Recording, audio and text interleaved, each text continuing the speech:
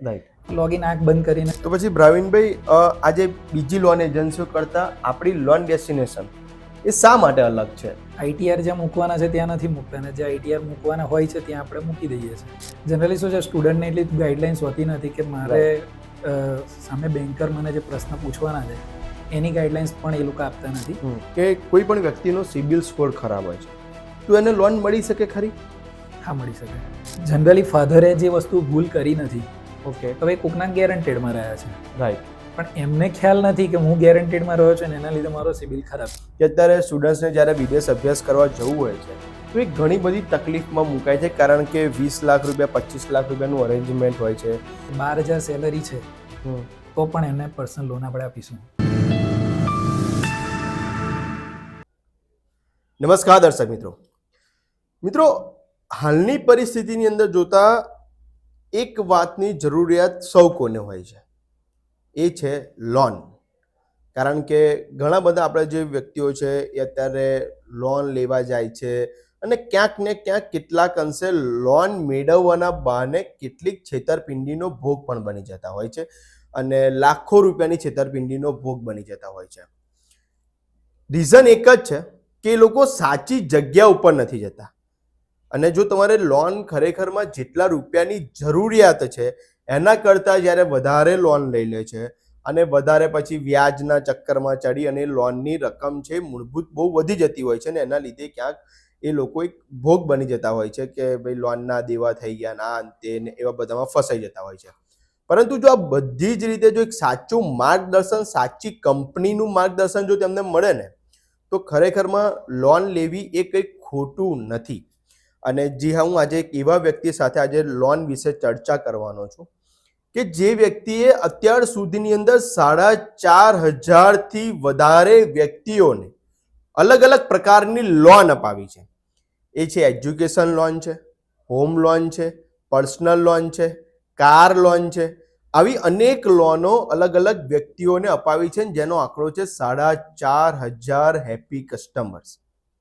જી હા, તો દર્શક મિત્રો, હું તમને વાત કરાવીશ કે આણંદ સ્થિત અત્યારે એક લોન ડેસ્ટિનેશન કંપની એક આણંદ સ્થિત કાર્યરત છે કે જે આણંદ વિદ્યાનગર રોડ ઉપર આવેલા નારાયણ એમ્પાયરની અંદર છે અને એના જ ઓનર આપણી સાથે છે ભાવિનભાઈ.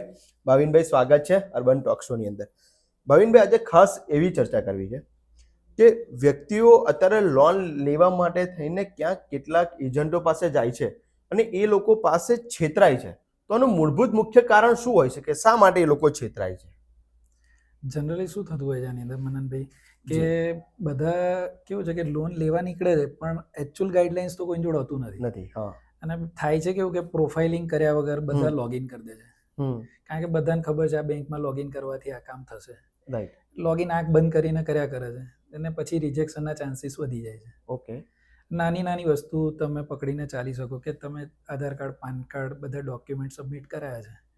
આઈટીઆર જ્યાં મૂકવાના છે ત્યાં નથી મૂકતા, ને જ્યાં આઈટીઆર મૂકવાના હોય છે ત્યાં આપણે મૂકી દઈએ છીએ. આવી નાની નાની ભૂલો ઘણી બધી હોય છે. સમજો કે બિઝનેસ પ્રૂફ નથી હોતું, તો બિઝનેસ પ્રૂફની અંદર શું શું આવે છે એ પણ ગાઈડલાઇન્સ કસ્ટમરને કોઈ આપતું નથી. રાઈટ. એજ્યુકેશન લોનમાં જોવા જઈએ ને તો સ્ટુડન્ટના એકેડેમિક્સ એટલા સારા હોય છે, બરાબર છે.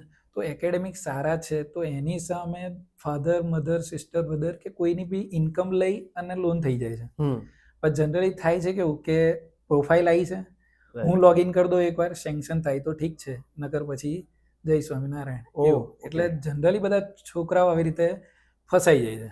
ઓકે. અને આવા ફસાયેલા છોકરાઓ માર્કેટની અંદર એટલા છે કે જેની કોઈ સીમા જ નથી. ઓકે. એટલે જે પરફેક્શન સાથે જે લોકોની પ્રોફાઇલ અપડેટ કરવાની એ કરે નહીં અને એના લીધે લોગિન કરી નાખેલું હોય એટલે પછી એ લોકોને પાછળથી લોનમાં તકલીફ પડે છે. હા, જનરલી શું છે, સ્ટુડન્ટને એટલી ગાઈડલાઇન્સ હોતી નથી કે મારે સામે બેન્કર મને જે પ્રશ્ન પૂછવાના છે એની ગાઈડલાઇન્સ પણ એ લોકો આપતા નથી. જે ગાઈડલાઇન્સ નથી આપતા એના લીધે થાય છે એવું કે કોલ રિજેક્ટ અને ફાઇલ રિજેક્ટ થઈ જાય છે. અને ત્યાર પછી ને એવા બધા ઘણા બધા ક્લાયન્ટ છે જે રિજેક્શન કરીને પછી અમારી સાથે આવે છે. ત્યાર પછી અમે પ્રોફાઇલિંગ કરીએ છીએ અને ત્યાર પછી નવેસરથી એમનો આખો એકડો ગૂંટવાનો થાય છે અને પછી આપણે એમની લોગિન કરતા હોઈએ છીએ. પછી પ્રોફાઇલિંગ ઓકે થયા પછી એમને લોન સેન્કશન કરાવતા હોઈએ છીએ. તો પછી ભાવિનભાઈ, આજે બીજી લોન એજન્સીઓ કરતાં આપણી લોન ડેસ્ટિનેશન એ શા માટે અલગ છે અને કયા પ્રકારની લોન સર્વિસીસ આપણી લોન ડેસ્ટિનેશન આપે છે?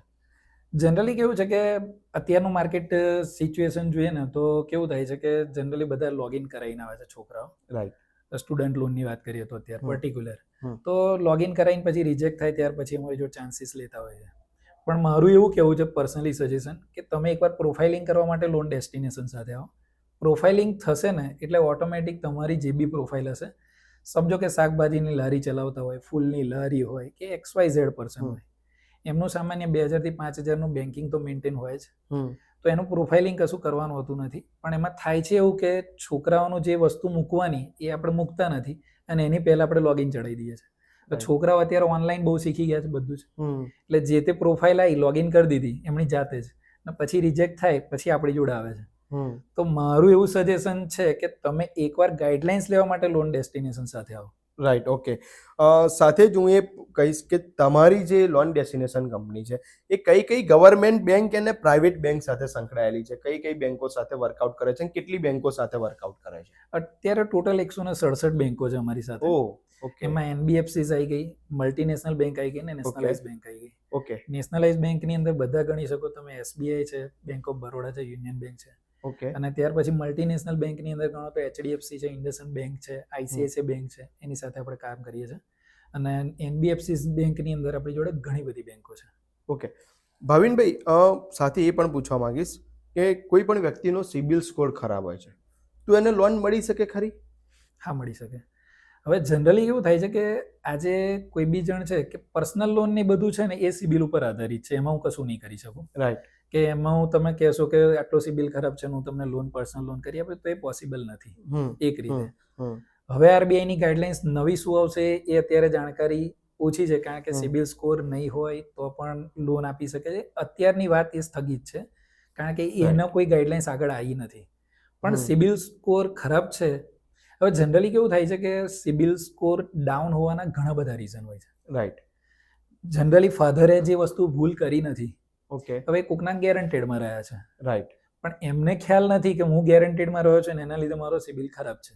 રાઈટ. 650 ની નીચે જે સિબિલ જતો રહે એ સિબિલ માયને નથી અને એની કોઈ લોન કરી શકે તેમ નથી. પણ આપણે પર્ટિક્યુલર એમના કો એપ્લિકન્ટ ને બધું આપણે અલગ લઈને, અથવા મધર હોય તો મધરના બ્રધર એટલે મામા, એમના ડોક્યુમેન્ટ લઈને બી આપણે પ્રોફાઇલિંગ કરી શકીએ છીએ. રાઈટ. પણ જનરલી કેવું થાય છે કે ફાધરે આ નાની મોટી ભૂલ કરેલી હોય છે. સમજો કે ક્રેડિટ કાર્ડની અંદર એમની ભૂલ જ નથી હોતી, કે કિસાન ક્રેડિટ કાર્ડમાં એમની કોઈ ભૂલ નથી હોતી, તો આ જસ્ટિફિકેશન બેંક વેલિડ ગણે છે અને એના જો જસ્ટિફિકેશન ઓકે આવે છે તો એમની લોન પોસિબલ છે. ઓકે, સમજી ગયો. એટલે કે જો સિબિલ સ્કોર ખરાબ હોય તો પણ લોન ડેસ્ટિનેશનમાં લોન થઈ શકે છે, પણ અમુક ક્રાઇટેરિયાની અંદર થઈ શકે છે. ખાસ મારે સ્ટુડન્ટ્સ પર વાત કરવી છે કે અત્યારે સ્ટુડન્ટ્સને જ્યારે વિદેશ અભ્યાસ કરવા જવું હોય છે તો એ ઘણી બધી તકલીફમાં મુકાય છે, કારણ કે 20 લાખ રૂપિયા 25 લાખ રૂપિયાનું અરેન્જમેન્ટ હોય છે. તો સ્ટુડન્ટ્સને લોન ડેસ્ટિનેશન લોન આપવા માટે કેવી રીતના તત્પર રહે છે? જનરલી કેવું છે કે અત્યારે UK, US, કેનેડા અને જર્મની છે, આ બધા યુરોપની બધી કન્ટ્રીઓ અત્યારે આવી ગઈ છે. અને આ બધી જ કેવું છે કન્ટ્રી વાઇઝ તમે જુઓ તો US ની અંદર આજે 1 કરોડ 1.5 કરોડ સુધી એમને અનસિક્યોર્ડ લોન જોઈએ છે તો આપણે મળી જાય છે. UK ની અંદર 45 લાખ સુધી અનસિક્યોર્ડ લોન થઈ જાય છે. કેનેડામાં સેમ એ રીતે 45 લાખ અનસિક્યોર્ડ થાય છે.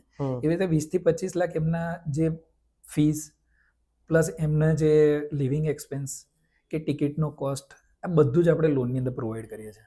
અને એ બધું અનસિક્યોર્ડ લોન આપીએ છીએ આપણે. ઓકે. જનરલી કેવું છે બધા છોકરાઓ હોય છે કે આપણે ખેડૂત મિત્રો હોય છે તો એને કહે છે લોન નથી મળતી, પણ એ લોકોના બી ક્રાઇટેરિયા અલગ અલગ રીતે અત્યારે આવેલા છે.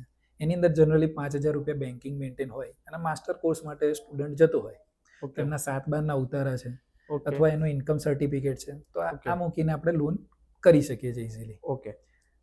તો પછી હોમ લોન અને પર્સનલ લોન લેવા માટે પણ આપ શું કહેશો કે એની પણ થોડીક વિશેષ માહિતી આપશો? ઓકે. પર્ટિક્યુલર હોમ લોનની પહેલા વાત કરીએ.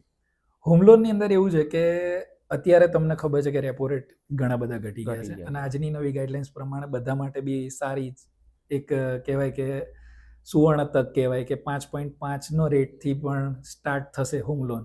આજની ગાઈડલાઇન્સ એવું કહે છે. એટલે રેપો રેટ ઘટ્યા છે એ લીધે હોમ લોન જો બધાને લેવી છે, હવે હોમ લોનની અંદર અમુક ક્રાઇટેરિયા આવે છે જેની સારી પ્રોફાઇલ છે એ બધાને તો સારી લોન મળશે જ મળશે. એમાં તમે કહેશો તો આપણે મલ્ટીનેશનલ બેંકો છે, NBFCs બેંકો છે, તો જનરલી કોઈ શાકભાજીની લારી હોય કે અથવા નીચે ઢેર નાખીને બેઠા છે ને એમની લોન નથી થતી, તો એમની બી આવકના પુરાવા વગર આપણે લોન કરી શકીશું.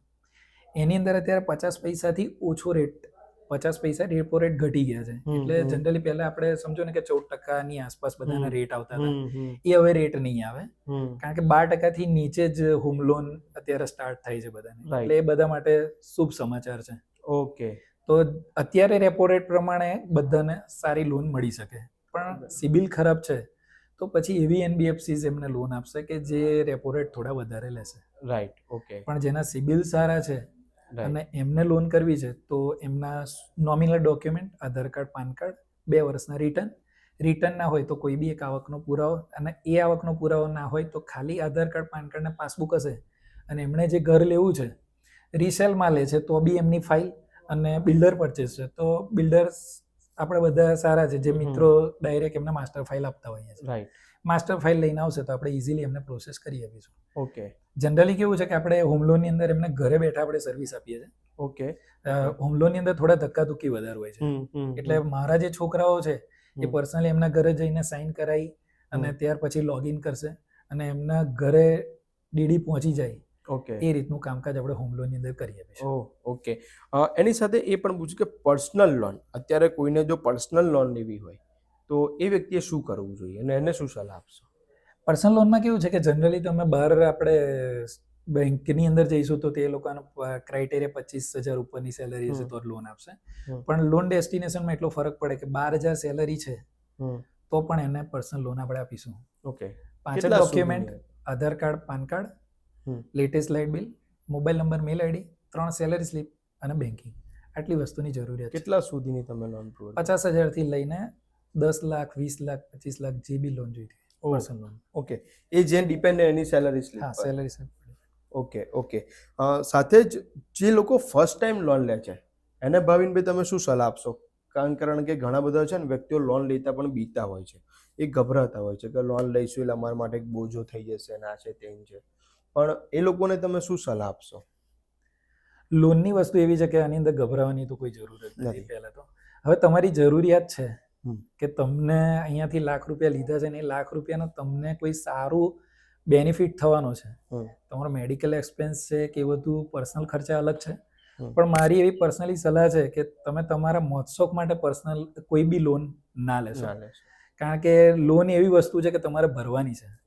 જનરલી અત્યારે નવયુવાન પેઢી છે એને તો કેવું છે કે મારે મોબાઈલ આવ્યો, એક સામાન્ય વાત એવી કરું ને કે સેલરી 25,000 રૂપિયા છે, એની સામે આઈફોન લીધો એનો EMI છે 23,000 રૂપિયા, રહે છે 2,000 રૂપિયા છે, તો પછી આ ખોટો ખર્ચો શાના માટે? કાં તો તમે દેખાડો ના કરશો. લોન એવી વસ્તુ છે કે તમારી જરૂરિયાત છે, જરૂરિયાત પૂરી કરે છે, ને જરૂરિયાત તમારી પૂરી થાય છે, તમારો ગ્રોથ થાય છે. બિઝનેસ લોનની વાત કરો તો બિઝનેસમાં તમારો ગ્રોથ થાય છે. પર્સનલ લોનમાં વાત કરું કે તમારું કોઈ વસ્તુ તમે ડેવલપ કરો છો તો એની અંદર તમારો ગ્રોથ થાય છે, તો એ લોન લો તો એ તમારી મૂળભૂત જરૂરિયાત પૂરી કરશે. જેમ તેમ લોન લઈ અને તમે લોન લીધા પછી તમારા જે સિબિલ ખરાબ કરો છો એ તમને અત્યારે ફ્યુચરમાં, અત્યારની તકલીફ પડે, પણ ફ્યુચરમાં તમે કોઈ બી વસ્તુ લેવા જશો ને ત્યારે તમને લોન નહીં મળે, ત્યારે તમને લોનની મૂળભૂત વેલ્યુ ખબર પડશે. ભાવિનભાઈ, લોનની મૂળભૂત વેલ્યુની તમે વાત કરી ત્યારે હું તમને કહું કે હમણાં ઘણી બધી એક મોબાઈલની અંદર એપ્લિકેશનો આવે છે લોન માટેની, અને ઘણા બધા નવયુવાનો પોતાની મોજશોખ માટે, જરૂરિયાત માટે એપ્લિકેશનની અંદર લોન કરી દેતા હોય છે. પછી શું થાય છે કે એ કંપની પરથી એ લોકોનામાં ફોન આવે છે. હમણાં જ મારો એક મિત્ર હતો અને એને આવી રીતના કોઈ કંપની હતી, નામ મને નથી ખબર, બટ એને એપ્લિકેશનમાંથી આવી રીતના લોન લીધી હતી, અને લોન પછી લીધા પછી એને કંઈક ભરપાઈ નહીં કરી. બહુ મામૂલી રકમ હતી, 5-7 હજાર રૂપિયા જેવી હતી, પણ એને લોન ભરપાઈ નહીં કરી હોય અને કંઈક વધતી કંઈક 15-20 હજાર રૂપિયા પહોંચી ગઈ હતી, અને ત્યારબાદ પછી એને તો બી ભર્યા નહીં હોય, અને ત્યારબાદ એ કંપનીએ એનો બધો ડેટાબેઝ લઈ લીધો ફોનનો, અને એ ફોન પરથી બધાને વોટ્સઅપમાં જતું રહે કે આ વ્યક્તિ આવા છે, કંઈક ન્યૂડ ફોટા બનાવીને જતા રહે. તો ખરેખરમાં આ બધી એપ્લિકેશનનો શું છે કે એ લોકો કેમ એ યુઝ કરવી જોઈએ કે ન કરવી જોઈએ? મારા હિસાબે તો આ એપ્લિકેશન સહેજે પણ યુઝ ના કરવી જોઈએ, જેની અંદર ફ્રોડના ચાન્સીસ બહુ વધી જાય છે. રાઈટ.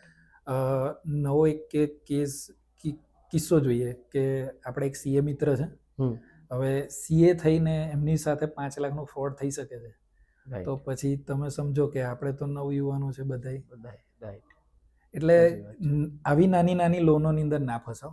Right. એના કરતાં બેટર છે કે તમારા બે સારા મિત્રો હોય એને કહો કે મારી આટલી જરૂરિયાત છે તો હા. મને અત્યારે રાઈટ પ્રોવાઈડ કરી આપ, તો રાઈટ તારું ઇઝીલી કામ થઈ જશે. સાચી પણ એવા નાના નાના છબકલા કરીને કે 5-5 હજારની 10-10 હજારની લોનો ના લેશો. એની અંદર તમે ઘણી રીતે ભરાઈ શકો છો. જી જી રાઈટ ઓકે.